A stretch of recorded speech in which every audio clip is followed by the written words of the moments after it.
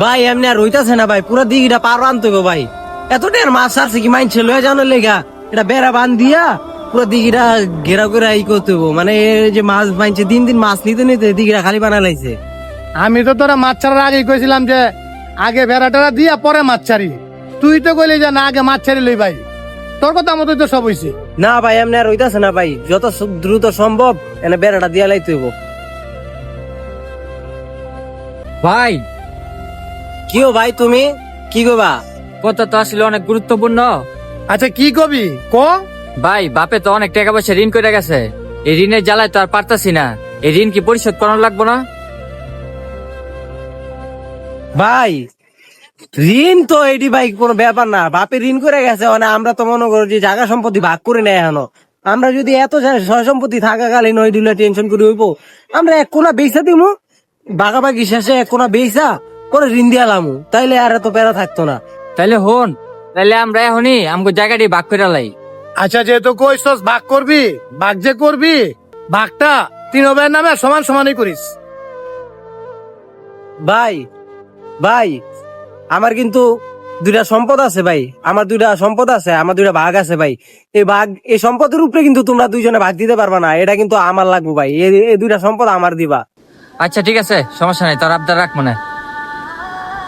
ভাই তাইলে দিঘিটা তুমি রাখো, বড় ভাইটা আমি রাখি, আর ওই যে তো ছোট আর ছোট ভাইটা দিয়া দিই।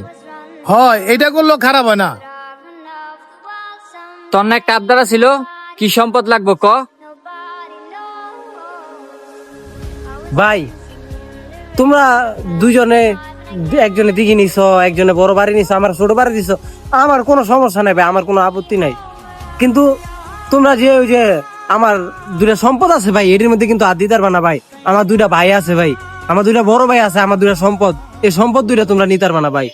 এই সম্পদ দুইটা আমার দিবা ভাই, কারণ আমি ছোটবেলার থেকে আমার বাপের পাই নাই, আমি আমার বাপের জায়গায় আমার বাইরে পাইছি ভাই। আমার ভাই দুইজনরে পাইছি, আমার ভাই দুইজনরে আমার দিয়া রাখবো ভাই। আর মানুষজন যদি দেখে যে আমরা জায়গা ভাগাভাগি করে আলাদা হয়ে গেছি ভাই, কি করবো কও? আমার এই ভাই দুইটার সম্পদ আমার দিয়া রাখবো ভাই। আমার এই সম্পদ আমি দুইটা চাই। আমার সংসার আলাদা হয়ে গেলে, আমার বাইরে আলাদা হয়ে গেলে ভাই আমি থাকতে পারতাম না ভাই। আমার এই দুইটা সম্পদ আমার দিয়া রাখবো।